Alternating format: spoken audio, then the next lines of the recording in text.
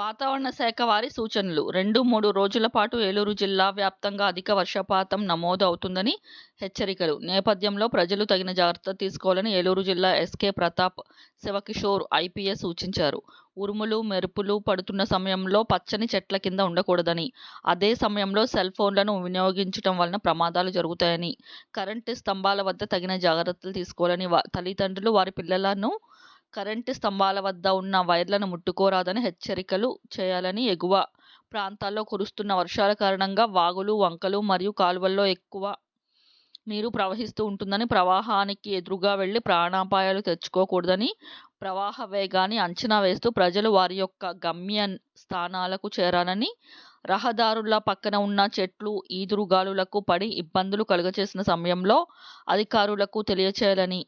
అధిక వర్షపాతం కలిగిన రోజుల్లో తగిన రక్షణ ఏర్పాట్లను కలుగచేసుకోవాలని, లోతట్టు ప్రాంతాల్లో నివసిస్తున్న ప్రజలు సురక్షిత ప్రాంతాలకు